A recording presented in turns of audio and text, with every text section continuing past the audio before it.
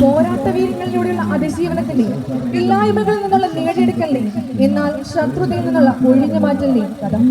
അതിലെ നായകനോ മലങ്കര മക്കൾക്ക് പുനരയിക്കുമെന്ന വാക്കിനെ പരിചിതമാക്കി സഹ്യന്റെ പടത്തിട്ടിൽ പ്രകൃതിയുടെ ചുരുടും ചൂരമറിഞ്ഞത്.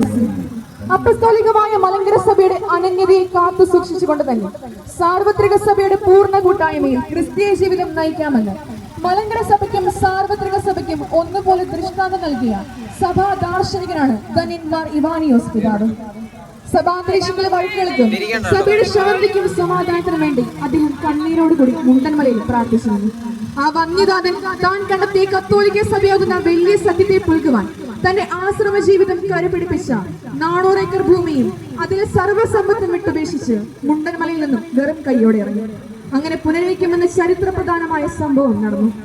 കേരളത്തിലെ ക്രൈസ്തവരെ ഒരു തൊഴുത്തിൽ ഒരിടയുടെ കീഴിൽ കൊണ്ടുവരുന്നതിനും അങ്ങനെ ക്രൈസ്തവ ഐക്യം സുപ്രാപ്യമാക്കുന്നതിനുമുള്ള പുനരൈക്യ പ്രസ്ഥാനത്തിന് ബീജാവാപം നൽകിയ പുണ്യ ശ്ലോകനാണ് ധന്യന്മാർ ഇവാനിയോസ് പിതാവ്. താൻ ആരംഭിച്ച പ്രസ്ഥാനത്തിന്റെ പുരോഗതി മാത്രമായിരുന്നു അദ്ദേഹത്തിന്റെ ലക്ഷ്യം. അതിനുവേണ്ടിയുള്ളതായിരുന്നു അദ്ദേഹത്തിന്റെ പ്രാർത്ഥനകളും പ്രഘോഷണങ്ങളും പ്രസംഗങ്ങളും സംഭാഷണങ്ങളും. മാർ ഇവാനിയോസ് പിതാവ് ഒരു മഹാൻ തന്നെയായിരുന്നു എന്ന വാസ്തവം നിഷേധിക്കാൻ ആർക്കും സാധിക്കുന്നതല്ല. കാരണം മഹാത്മാക്കൾക്ക് അനുയോജ്യമായ സകല ഗുണഗണങ്ങളും അദ്ദേഹത്തിൽ ഉൾച്ചേർന്നിരുന്നു എന്നുള്ളതത്രേ. അദ്ദേഹത്തിന് അനന്യസാധാരണമായ ദീക്ഷണവിലാസം, അചഞ്ചല ധൈര്യം, അഗാധ പാണ്ഡിത്യം, നിശ്ചയദാർഢ്യം എന്നിവ ഏവരെയും വിസ്മയ പരതരാക്കുകയാണ്.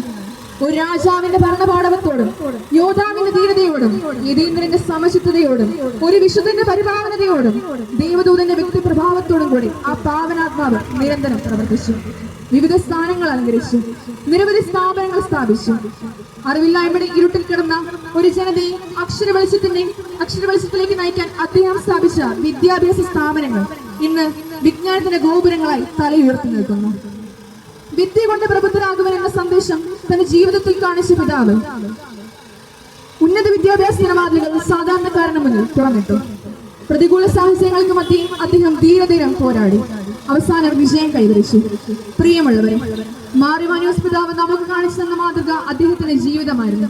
അത് കൂതാശകളുടെ ജീവിതമായിരുന്നു, ദാരിദ്ര്യത്തിന്റെ ജീവിതമായിരുന്നു, സുവിശേഷ പ്രഘോഷണത്തിനും പ്രേക്ഷിത പ്രവർത്തനങ്ങൾക്കും വേണ്ടിയുള്ള ജീവിതമായിരുന്നു, സ്ത്രീ ശാക്തീകരണത്തിന് വേണ്ടിയുള്ള ജീവിതമായിരുന്നു, ഉന്നത വിദ്യാഭ്യാസത്തിനും പ്രേക്ഷിത പ്രവർത്തനത്തിനും വേണ്ടിയുള്ള ജീവിതമായിരുന്നു. വെറും 5 പേരിൽ തുടങ്ങി ഇന്ന് കത്തോലിക്ക സഭ 5 ലക്ഷം ജനങ്ങളിൽ എത്തി നിൽക്കുന്നുണ്ടെങ്കിൽ മാർ ഇവാനിയോസ് പിതാവിന്റെ മക്കളായി നമുക്ക് അഭിമാനിക്കാം. പതിറ്റാണ്ടുകളായി മുണ്ടൻമലയിൽ നിന്നും പട്ടം കത്തീഡ്രലിലേക്ക് ഒഴുകിയെത്തുന്ന ആയിരക്കണക്കിന് വിശ്വാസികളുടെ ആശയുടെയും പ്രതീക്ഷയുടെയും മകുടമായ മാർ ഇവാനിയോസ് പിതാവിനെ വിശുദ്ധ പദവിയിലേക്ക് ഉയർത്തുന്നതിനായി നമുക്ക് പ്രാർത്ഥിക്കാം. സഭ കൂടുതൽ ഉന്നതങ്ങളിൽ എത്തുന്നതിന് അർഹരായ അനേകർക്ക് നന്മകൾ ചെയ്യുന്നതിനും മാർ ഇവാനിയോസ് പിതാവിന്റെ മാധ്യസ്ഥം നമുക്ക് വഴിവിളകാക്കട്ടെ. സർവശക്തനായ ദൈവം നമ്മെ തുണയ്ക്കട്ടെ. നന്ദി.